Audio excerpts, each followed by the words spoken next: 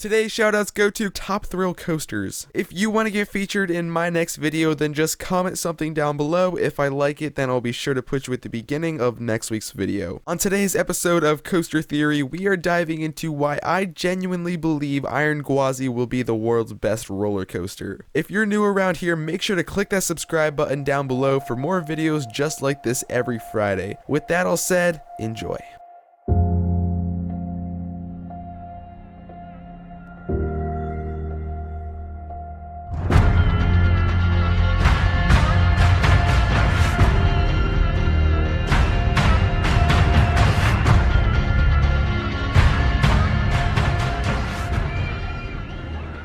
After the addition of Montu, the world's tallest, longest, fastest inverted coaster, Busch Gardens Tampa Bay began work on their next expansion. The park settled with Great Coasters International to build them a record-breaking wooden coaster with not just one but two separate dueling sides. Due to Busch Gardens African theme, the park began to brainstorm ideas that could incorporate both sides of the coaster and fit nicely with the park setting. Busch settled on an animal called Gwazi, a popular fable creature with the head of a tiger but the body of a lion. Gwazi opened on July 18th, 1999 and would allow riders to take part in the duel between lion and tiger. At first, the ride was a hit among the public and was praised for its two massive curved drops, interaction between the two sides, and lots of airtime moments. In 2013, just over 14 years after the opening, I got the chance to ride Gwazi. Thinking back, I don't remember which side I rode, but I do remember the rough ride. Yes, it was rough, but enjoyable nonetheless. With bigger and better rides getting built, it was clear that Gwazi was no longer the innovative ride it was when it opened, and a couple years later in 2015, the park would give riders one last chance to ride. The park claims maintenance and low ridership was to blame, and on top of that, during the time of Gwazi's closing, the park was going through major budget cuts and layoffs as the SeaWorld parks were trying to cope with the after effects of the Blackfish documentary. The ride sat abandoned for several years until the opening of Invader at Busch Gardens Williamsburg in 2017. Gwazi's old Millennium Flyer trains would lose the Lion Tiger theme and instead get refurbished and reused with an all-new Viking theme. Alongside the announcement of Tigress, Tampa's new for 2020 coaster, the park teased a revival of Gwazi from infamous coaster manufacturer Rocky Mountain Construction. Now, before I go diving into Iron Gwazi, let's just take another small step back in time to 2011 when the coaster industry would be changed forever as new coaster designer Rocky Mountain Construction would make their debut building hybrid coasters. 7 short years later, Cedar Point opened Steel Vengeance, the wildest ride in the world. Steel Vengeance opened with a staggering 10 world records, including the world's tallest,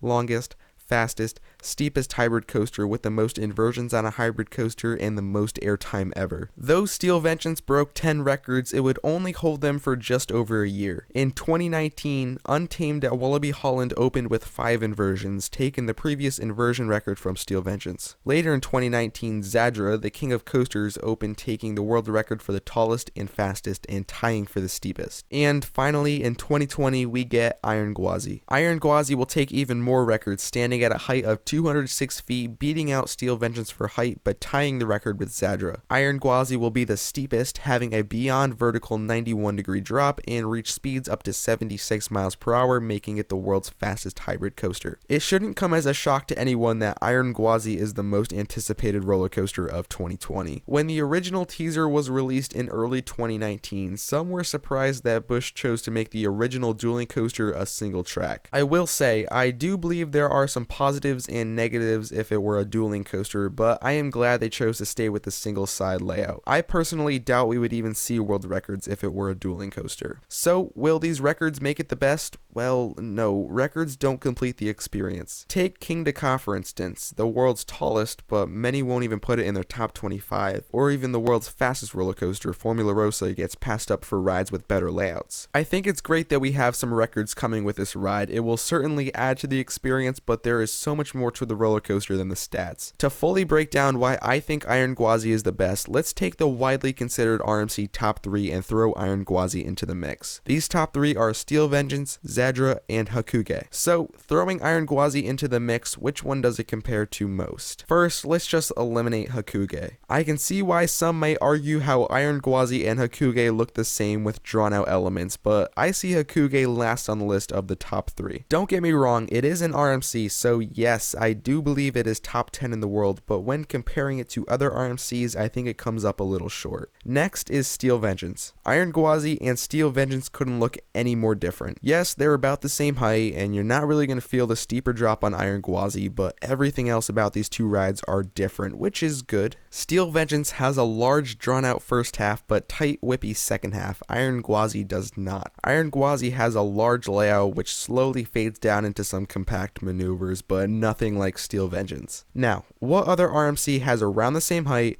around the same drop, and drawn out elements that fade into quick maneuvers? Yes, I think Iron Gwazi looks most like Zadra. Honestly, at first, I didn't think this, but the more I thought about it, the more the layouts look the same. So why did I just do this elimination comparison thing? Well, it's to show you how much Iron Gwazi and Zadra actually look alike. If you disagree, well, allow me to change your mind. Iron Gwazi and Zadra both have the same height of 206 feet. Iron Gwazi does have a steeper drop by 1 degree, but you're not going to feel that difference. So as far as I'm concerned, the drop feels the same. They both go straight into a massive turn followed by a massive inversion. Get this, they both make a wave turn over the station. And as I said before, as both of them lose speed, they get lower to the ground for quick maneuvers. And their total track length is just about 200 feet off. So for those of you who say 200 feet is a lot, well, it's exactly a 12th of Twisted Cyclone. With Zadro, we got to see what Alan Schilke could do with the iBox track ground up, and now he is pretty much doing the same thing where Gwazi was.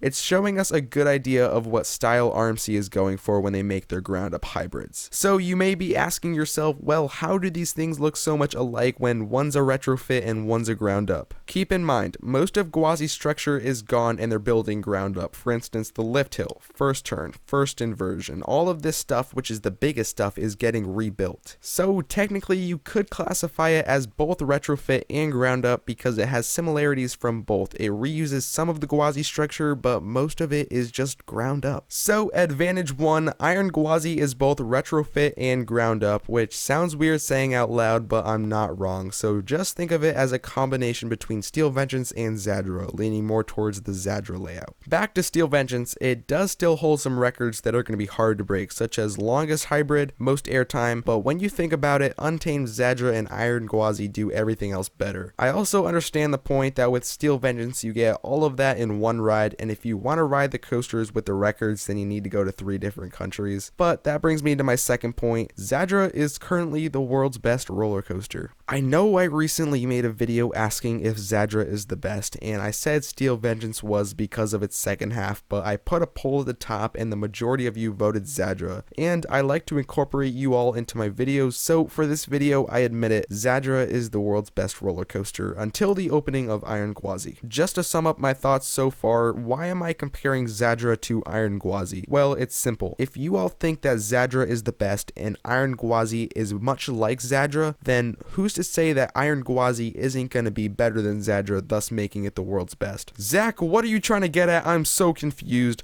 Well, let me explain it as simple as possible. Zadra versus Iron Gwazi. If they're comparable, well then let's do it. We eliminated Hakuge, Steel Vengeance, and I guess Untamed, so let's get down to the small details and let me prove to all you doubters Iron Gwazi is better than Zadra. First things first, I know Zadra has a stall, but the stall is not what makes the entire ride good. It is a major contributing factor, but the stall is not the whole ride. Some of you guys were commenting on my last video saying the stall alone could make Zadra better than Steel Vengeance, and I'm like, what the heck? That makes no sense. Have you seen Steel Vengeance? Have you seen Zadra? Yes, the stall is good, but it is not the entire ride. Alright, let's just keep that on the side note and let's get into this full comparison. I will be breaking down the layouts and giving a point to whatever ride does something better. Let's start with the first inversion. On Zadra, it's that stall, and on Iron Gwazi, it's that tall 0G roll. I know a lot of you are passionate about Zadra's stall, so I'm going to give the first point to Zadra. Next, I am going to give a point to both for those wave turns over the station. I think that's the fairest way of doing things. They both have 3 inversions, so I'm going to give both another point. Next is Airtime.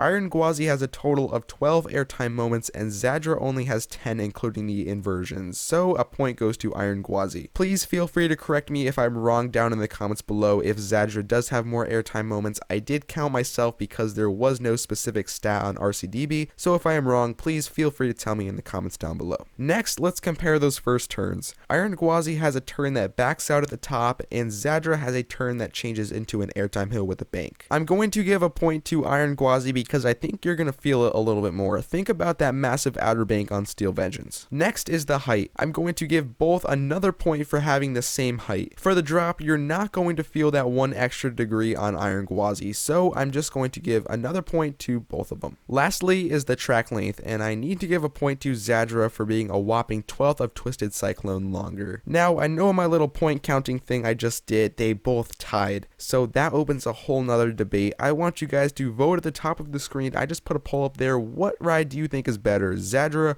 or Iron Gwazi? For me personally, what I'm trying to say is I think Iron Gwazi does a better Zadra layout than Zadra itself. Like I said, it's showing us a lot about what RMC is doing. I wouldn't be surprised if they built a 206 foot plus hybrid coaster that has a massive first turn first followed by a massive inversion. And I must make this clear, Iron Gwazi is still under construction, so no one has ridden it, so a lot of people say don't judge a ride by its POV.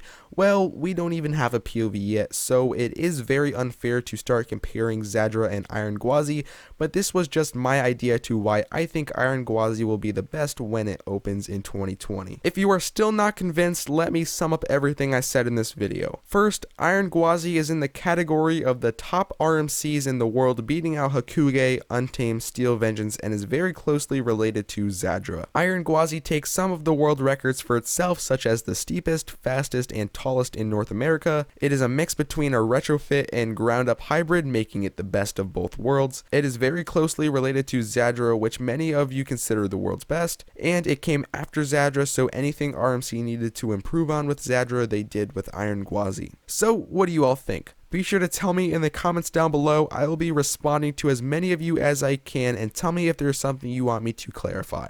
Hey guys, thanks for watching today's video. If you enjoyed and want to see more just like it, click this playlist right here. If you want to subscribe to my channel, click my little logo right beneath me. I am your host Zach from Theme Park Media signing off, and I will catch you in the next one.